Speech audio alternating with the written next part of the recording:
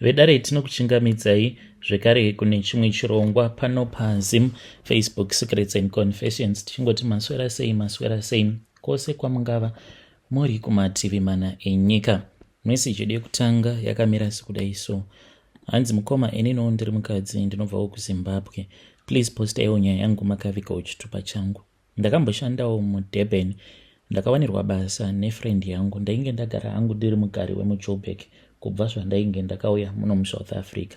Ndawanirwa basa nebest friend yangu kwava kuenda kuDurban kuya ndokubva ndachizotanga kushandira mukadzi ainge ari wekuGhana, and I was desperate nezvainge zvamboitika munyika zvemaCovid.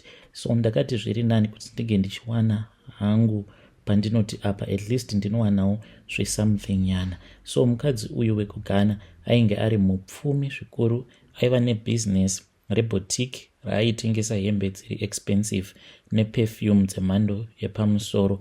Ndainge ndafunga kuti ndainge ndawana mukanawo wakanaka, asi handina kuziva kuti ndainge ndatopinda nawo nadzo. Mukoma, zvakaitika ndezvekudai so apo pandakazowana boss vangu vachirara nenyoka. Boss vangu vainge vakatosiyana nevamwe vanhu zvavo, vaiva munhu ari klasi ende vachingogara vachiratidzika zvakanaka. Vaitaura but zvine kamwe kautsinye mukati ende vaishamisira because vainge vaine mari. Vaitrita vanhu rafu but dzimwe nguva vaimbotokubata zvakanaka such that kuvashandira it was very confusing, zvokuti unenge usingatozivi kuti munhu uyu wandiri kushandira ari kumbonyatsokufunga nezvei, like pari zvino, but mari here aiwa cash, ainge ainayo cash mukadzi iyeye. Chero zuva rimwe chete zvaro rataitadza kukloka in painge pasina. Botiki yedu chandakanotisa ndechekuti kana kuri kunzi munenge musiri busy, kwaingoya kana one customer yobva yangotenga hembe dzinokwana idzo kuita 40, ndo mari yataikloka on a daily basis pashopu pavo, kana zvichinzi zvinenge zvakadhakwa towards like month end. Sezvizvi taitokloka mari yakawanda kuma 100 and something. Mari yatainge tichiita ipapo paboutique zvainge zvisingatombonzwisisiki zvachose. Apa aingoramba achingoita mari. Saka paboutique apa tsika yainge iripo yainge iri yekuti panguva iyaya inonzi ndeye lunch, munhu wose aifanira kuti ange achizobuda. Boss oga ndiye aifanira kugara ari ega mushopu. Tainge tisingazivi kuti painge pachida kuitwa chii. Rimwe zuva ndakabva ndakanganwa sim card rangu reCell C murake room imomo matainge tichichengetera hembe dzimwe dzatinenge tisati taisa kufront shop. Ndakadzokera nechekumashure ndokubva ndapinda chinyararire ndokuona zvinhu zvandainge ndisina kana kumbogara ndakaona muupenyu hwangu chisikanganwikwi. Upenyu hwangu hwose ndainge ndisina kana kumbogara ndakazviona munhu achiita bonde nenyoka. Boss wangu ainge asina hembe, vakarara vakaita zvokutambarara pasi, vakavhura makumbo avo kuti jada, vachiita bonde nenyoka yemhando yepython. Yainge iri nyoka yakakura. Ndakaramba ndakatarisa, hana yangu yakarova.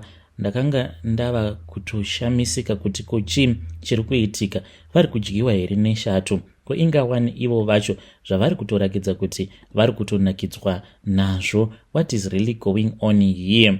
Boss wangu pavakandiona havana kuvhunduka, vakangosmaila ndokunditi kana ukangoburitsa nyaya iyi haufi wakava munhu zvekare. Vakanditi uchaita chitukwane, ndozvavakataura. Ndakabva ndagara pasi because ndainzwa ndichibvunda mumabvi ndichidedera. Saka vakabva vachizotora mari iyo yainge iri paside pavo ndokusimuka vakazvipukuta, vakabva vachizopfeka.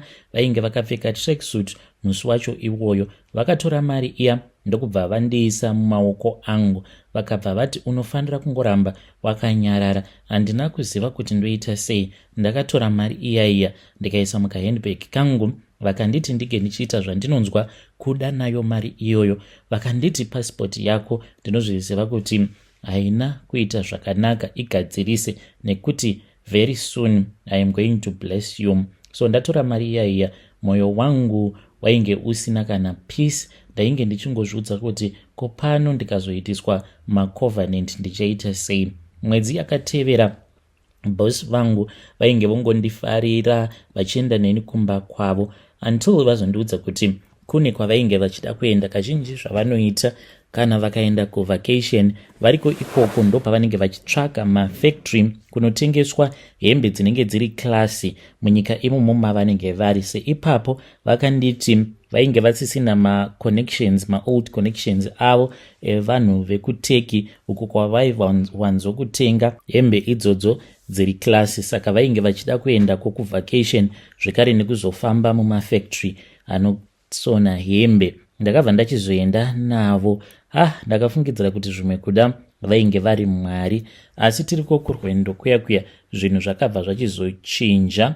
Takabva tachizoenda kune imwe chechi iriko kuteki. Muchechi umu takasangana nevamwe vakadzi ava vaitosvika kuma50 something but 12 ndo vakati vanogara muSouth Africa. It was a mix of vakadzi vose vasina varume, maSouth African nevamwewo vanobva kune dzimwe nyika dzakasiyana-siyana, but vainge vakawanda vainge vari maSouth African uye zvekare nemaZimbabwean nevamwe vekuWestern Africa, painge pasina vamwe vekuEast Africa. Takaita gungano racho iroro. I thought kuti zvimwe kuda maybe it is just a ladies church. Vainge vakapfeka zvakanaka mukomanashi, but wainyatsokuona kuti vanhu ava vanhu vanoita zvechivanhu. Akabva achizoti taifanira kuti tinge tichizoenda kumusha kwavo kuGhana, asi chakandishamisa ndechekuti paakabhuka maflight tickets ake tiriko kuteki achindibhukira zvekare, we just booked with the hotel as well, asi iye ainge akati anoda kuti ndinge ndichizoona marelatives ake. Tava kuGhana kuya ndo paakabva achizondipa necklace. Haana kana kumbobuda muhotel, kana iye asina kubuda muhotel, iniwo ndaizobuda ndichienda kupi? Sekunge munhu anoiziva nyika yeGhana, ndaingogarawo ndingori indoors, kungoendawo kurestaurant ndobva ndangonodya, then just relax by the pool side, ndodzokera ikoko kubed room kwacho kwatainge tichigara. After that akabva achizondipa necklace. Pandakachipfeka mukoma chakashanduka kuita nyoka, but izvi zvakazoitika kuhope kwangu because akandipa ari masikati. Ndokubva ndachizoti paya pandainge ndarara ndikabva ndachizoona ndakabata necklace iyaya, ndikabva ndanzwa voice rakanditi dai wapfeka necklace iyoyo. Ndakaita sekudaro. Mushure mekunge ndapfeka necklace yacho mukoma, ndo pandakabva ndachizoona kuti necklace iyi yainge yashanduka kuita nyoka. Kubvira musi iwoyo kusvika pari zvino ndiri munhu wekuti handisisina chibereko. Ndakatanga ndichanzwa chibereko changu chichirwadza pandainge ndiriko kunyika yeGhana. Ndazodzoka kuno kuSouth Africa ndaingonzwa pain imwe isingaite, ndikatanga kungobuda mamwe madischarge pandakaona kuti there was something that was wrong. Mazuva angu ekuenda kumwedzi akati akwana, handina kukwanisa kuenda. Ndo pandakabva ndachizoti pano ndava kutonwa mafamily planning pills because ndinoti kana ndikamanwa ndobva ndatoenda kunguva yangu. Ndakati ndatanga kugeza ndo pandakaona kuti ndabvisa pad painge paine ropa rainge rakazangana nezvimanyama kuita sekunge munhu ari kuita miscarriage. Handinotoziva kutoti chainge chitori chibereko chainge chatouraini. Ndakabva ndachizoenda kuna chiremba ndikabva ndavaudza kuti zvinyama zvezviya zvakatanga zvichibuda zvishoma ende zvainge zvava kutobuda zvakawanda zvakaita zvimabhora uye zvekare neropa reblack. Ndakabva ndachizoudzwa kuti unfortunately chibereko changu chainge chiine infection ende chaikwanisa kuzotondikanganisa. Ndaifanira kuti ndige ndichizobviswa chibereko. Hama dzangu ndakachema ipapo ndichiudzwa kuti ndaifanira kuti ndige ndichizobviswa chibereko. Ndakabva ndachizomuudza mukadzi uya kuti ndo zvandainge ndaudzwa. Akandibvunza kuti ndainge tiine umwe munhu wandainge ndaudza here. Ndikabva ndati kwete. Akabva anditi haufanire kuti ungochiudza kana ani zvake. Hakuna wekumba kwenyu kana shamwari yako inofanira kuti inge ichizviziva kuti iwe hausisina chibereko. Ndikati zvino ndichaita sei because ndainge ndakanzi panodiwa next of kin uyo anozosaina mapapers acho since ndainge ndichifanira kuti ndige ndichizoitwa operation. Akati don't worry my dear, don't you know kuti that is why ndakuendesa kuprivate. So vakabva vachizoita zvose mukoma, ndikabva ndaitwa operation pasina kana next of kin yangu. Dr. ivavo vakanditi kweupenyu hwangu hwose ndinofanira kuzopota ndichinwa maantibiotics pano nepapo, uye zvekare sezvo ndainge ndabviswa chibereko handaizombobereka mwana. Apa nyaya iripo ndeyekuti ndiri kuroorwa muna October iro gore rino. Murume wangu anondida chaizvo, asi handina kumbomuudza chokwadi. Handina hangu kupfuma zvakanyanya, asi ndiri kurarama upenyu hweupper class. Ndine zvese mukoma, but pfungwa dzangu hadzisi panzvimbo imwe chete. Ndinowanzokuti kana ndikamuka makuseni paya, ndinotomuka ndinenge ndichinzwa dzungu, because ndiri kuhope maybe inyaya yekuti ndinonyanyisa kufunga stereki. Ndinenge ndichingozvibvunza kuti asi nhai Mwari, apa ndinofanira kuti ndige ndichiroorwa iro rino gore. Ko murume wangu anombozviziva here kuti mukadzi waari kuda kuroora haana chibereko? Ndomuudza here kana kuti kwete ndongoramba hangu ndakanyarara? Uye pane imwe nyaya iyo iripo, ndiri muSatanic Sisterhood and handikwanisi kuti ndige ndichivatiza vakadzi ava, and ndakatojoiniswawo nekusatoziva necklace iyoyo iyayo yandakapiwa. Vakadzi ava vari 12 vandakazotanga kuwirirana navo kuchechi uko kuTurkey. Ivo vazhinji vacho vanogara muPretoria neJohannesburg, and vatori nemaorganization avo akasiyana-siyana. Saka ivo basa ravo vanonyepedzera kuita sekunge vakadzi vanofarira mablessers. Vose hapana kana ane murume, and ivo vanoti kana vakechwa nembinga vanopa varume ava mweya hweurombe, menyama, urwere hwepasi rose, nekuvatorera laki ravo. Hamene kuti laki iri vanozonoripa aniko? Kana ndikati handichadi dambudziko riripo mukoma nderekudai so, pakati pavo vakadzi ava pano umwe anotogara kuGweru name hidden. Anobata amai vangu vari kuGweru obva vatanga kurwara. Vanorwara zvisingaite. Ndakamboedza kuramba, amai vangu vakatombovhiringika pfungwa. Handichadi kuparadza upenyu hwoumwe munhu, handisi kuda upenyu hwakaipa kudai so. Asi ndotizira kupi? Ndakamboedza kuenda kun'anga, asi n'anga yacho yakangondiudzawo kuti hanzi haina simba rakafanana nesimba rine n'anga dzekuGhana. Saka mukunoromba kwangu hanzi ndakarombeswa neN'anga yekuGhana. Ndinofanira kutoti ndige ndichitotsvakawo n'anga yekuGhana, ndiyo inokwanisa kuparadza maaltars acho iwawo. So mukomanashi, ndaona zvakawanda and handichazivi kuti ndoita sei. Nhasi ndanga ndazviudza kuti it is okay, kunyange zvikanzi ndinofa hangu, zviri nani kuti ndinge ndichibuda muSisterhood. But amai vangu vabva vachizondifonera vakati, mwanangu, ndarota ndichifamba ndiri mumatope, and ndinotoziva kutoti yava nguva iya yekuti ndichitanga kurwara mwanangu. Hameno kana ndikapona rwendo runo, nekuti murume uya wandinokuudza kuti ndiye anowanzokuuya obva andiburitsa mumatope, this time ndambodanidzira zita rake, haana kana kuda kuuya. So ndiri kutya, ndiri kudawo rubatsiro, asi ndingazviitawo sei, because nditoriwo nekaaltar kangu kandiinako mubedroom mangu. Please help me. Kana ndiine murume uyo wandinenge ndiinaye akauya kuzorara kumba kwangu, kaaltar aka ndinokakavha nemucheka. Hey vedare, ndo message iyo yandakatumidzirwa ichibva kuna vanhukadzi vedu. Hanzi kana ndiine munhu wandinenge ndiidaye, kaaltar kacho ikako ndinokavhara nemucheka wegold. Apa muri kuda kuroorwa muna October, apa muchiri kuita zvemujolo. Strange things indeed they do happen in this world. Yo, zvakangoma hazvo vedu we. Nyedu inotevera yakamira sekudai so. Hanzi makati zvenyu mukoma, ndainge ndagara hangu ndichingoziva kuti mazuva ano vanhu vari kuwana upfumi nenzira dzakasiyana-siyana. Asi zuvawo randakazoziva chokwadi, ndakatya nezvinhu zvose izvo zvandakaudzwa nebest friend yangu. Akati andiudza zvose izvozvo, ndakabva ndazotangawo kuzvibvunza mibvunzo yakasiyana-siyana kuti handina kupusa here sezvandiri kuudzwa negirlfriend yangu. Ndiri kudana nawo nemukadzi wemuno muSouth Africa. Iye akati wakapusa. Dai ndanga ndiri inini hangu, ndo mukana wandiri kutotsvaga kutaura kudai so, ndingadai ndava kutofamba kana neBMW. Kuti ndakapusa here, because ndinotya zvese izvo zvakaitwa nefriend yangu kuti ndige ndichizviita. Ndinotyawo because iye akaurayawo mwana wake. Saka shamwari yangu uyu akapfuma nemushonga. Shamwari yangu uyu takatanga kuwirirana patainge tichiri kuchikoro. Ndakazongokaruka ndatongosangana naye muno muSouth Africa tikazototanga kutogara tose, asi nerimwe zuva mukoma munhu wataitotarisirawo pasi akangoerekana ava mupfumi, akabva atenga motikari yakanaka ndokubva atotamisa mhuri yake vachienda kuZimbabwe. But this was after mwana wacho anzi ainge ava street kid.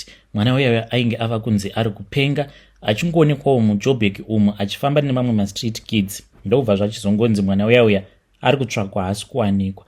Izvo ainge atofa, mutumbi wake vainge vakamuchengetera mufridge.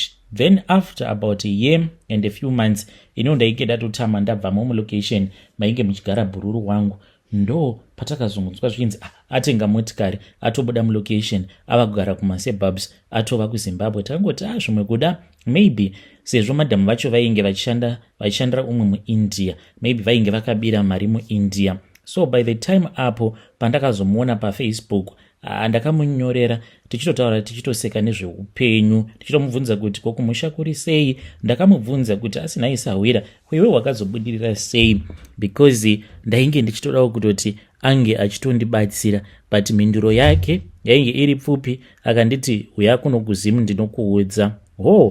Ndikamuti ndipe kamari, akanditi kana uchida kuziva kuti ndakapfuma sei uya kuno kuZimbabwe ndinokuudza. So ndakabva ndachizotaura nemukadzi uyo wandiri kudanana naye muno muSouth Africa, ndikamuudza zvose zvainge zvanyorwa nefriend yangu paFacebook. Akanditi tsvaka mari uende kumusha, because you have to be rich, because neniwo ndaneta nekuramba ndichingotambudzika. Tarirawo kuti handikwanisi kuiswa kana manails pandinenge ndichida, handikwanisewo kuita zvandinonzwa kuda pandinenge ndichida kuzviita nekuda kwekuti iwewe hauna mari. So ndakabva ndachizoenda kuZimbabwe. Friend yangu yakauya yakandigamuchira mutown, tikatoenda kumba kwake. Ndikatoti ndimiwo mava kutogara kunogara mbinga kudai so. Akabva achizonditaurira chokwadi chose chakaitika. Pakutanga ndakafungidzira kuti maybe ari kutotamba zvake, asi each and every word that he was telling me, ndakatoona kutoti zvechokwadi munhu uyu ari kutaura nyaya yaanotoziva. Mwana wavo akafa. Mushure mekunge mwana wavo afa, hanzi kunze kwekuti vange vachimuendesa kumoshwari, mwana uyu hanzi vakabva vachizomutora vakamugura nedemo kwava kumuisa mufridge. Ndikati iwe zvauri kutaura hazvimeke sense, because mwana uyu handiti aigara achingoonekwa here, madates acho ingawani haasi kupindirana, nekuti kana neni mwana wako ndakatombosangana naye aine zvivakomana zvenyaupe ndikatomutiza, because zvivakomana izvozvo zvainge zvakatombozama kunditorera foni. Akanditi aiwa kainzwa bhururu, uya wamainge muchiona ainge asiri munhu. Ndikati how come? Akanditi ipapo mwana wavo uyu pavakamuuraya vachizomuisa mufridge, vane mushonga wavakapiwa, vakanzi mushonga iwoyo vanongoufuridzira mumhepo. Vaizviita zuva roga roga ndakasikwa naMwari, zvekuti waingoti uchingofamba so uri munhu wekuziva mutauni obva wachitongosangana nemwana wavo, asi hanzi inenge iri sort of like a vision. Mwana uyu vainge vakachengeta mutumbi wake mufridge, vakazviita akati kwegore rose ndo mhiko dzavainge vakapiwa kuti mabody parts ake vaifanira kuti vange vachizomachengetera mufridge kwegore rose. After that hanzi ndo pavakatoshamisika kuti vainge vakutongotanga kuita mari. Apo paakazotenga motikari, hanzi nerimwe zuva takamuka tikabva taona kuti fridge yainge yakazara kuti mako nemari. Vanoti kunyange pavakatama achizoenda kunogara kumasuburbs, kunyange vanhu vakamubatsira kushifta zvinhu havana kutozviziva kutoti fridge iyoyo yainge yakazara nemari. Then mabody parts aya anoti ainge atorwa nen'anga yacho yakamubatsira. Ndakamubvunza kuti mukadzi wako akabvuma zvese izvi? Akaseka ndokunditi Towers, not his real name, ndiye akatoita zvekutotsvaka mishonga yacho, iye ndiye akatondivhurira nzira idzi. Akati baba mwana, panapa tikaita zvekutambaka tinokwanisa kukuvara nenhamo. Inini ndainge ndava kungoteverera ndiri kumashure, ndiye ainge akaudzwa nezvayo n'anga yacho iyo yakazotibatsira. Saka mukomanashi ndakabva ndachizoudza mukadzi uyo wandiri kufambidzana naye, ndakamuudza zvose. Mushure mekunge ndamuudza kuti ndo zvandakaudzwa nefriend yangu, iye ari kuti kwandiri ko iwewe unofunga kuti upfumi hunouya nyore here? Akanditarisa ende anogara achindiidza sekunge ndiri benzi. Iye ari kuti pano tiri kurarama sevarombo, apa ndakanaka futi, apa iwewe uri kuramba mukana wawakapiwa wekubudirira. Uri murume rudzii? Pedzezvo anotanga kutotaura nevamwe varume. Kana ndikatanga kunedzana naye anobva ati, iwe shamwari chingoita zvinoita, uraya mwana wako, and I'm going to be honest with you. Kana uchida kupfuma, I will support you. Tinofanira kuti tige tichiita zvakaitwa neshamwari yako. Tikangobvuma tinenge tatoitawo mari, maybe tinokwanisa kutoita mari kupfuura yavo. Handizivi kuti ndiri coward here kana kuti zvandiri kuita kuramba ndiri kuita zvinhu zvakanaka. Kana ndikatarisa mwana wangu, ndinoti kana ndakamutarisa ndinonzwa mwoyo wangu uchirwadza, mwoyo wangu unoramba, asi pfungwa dzangu ndo dzinenge dzichiti dai wangoita zvinoita kuti unge uchikwanisa kuita mari. Zvivindi zvacho handina ini zvekuti ndinogara nemabody parts emwana wandinenge ndagura nedemo. Mwana uyu kunyange mukuzonoviga kwake vanhu vanenge vachiviga mhepo, munenge musitomborina kana chinhu mukofini. Ndinotya. Ndiri murume here kana kuti kwete nekuti ndiri kutya kuita zvinhu izvi? Ndiri munhu akachenjera here kana kuti upenzi hwandiri kuita kuramba hupfumi? Ndinoshaya hope, mumwoyo mangu hamusisina zororo, asi ndichiri kuzvibvunza kuti handisi munhu akapusa here, sezvandinogara ndichingoudzwa nemukadzi uyo wandigere naye. Anonditi wakapusa fani nekuti dai wakachenjera. Kutaura kudai so tingadai tatova mumari. Mwana wacho ewa ari kuti tinofanira kuti tige tichizouraya mwana wandakaitawo neumwe mukadzi in my previous marriage. Neuyu mukadzi wandigere naye hatitomborina kana mwana. Anoti ina handikamboitiri mwana muforena. Apa muforena munhu asina mari, a coward. I will never have a child with a coward. Be brave. And ndinokuzvarira kana vana 20 kana uchida. Please post my story. Mondibatsirawo muri yeZimbabwe. Ndoitawo sei? Iyi vedare ndo message iyo yandakatumidzirwa ichibva kuna mukoma vedu. Zvakangooma hazvo vedu we. Ngatizamei kuti tinge tichitaura navo mukoma vedu ava mucomment section. Hey, yeah.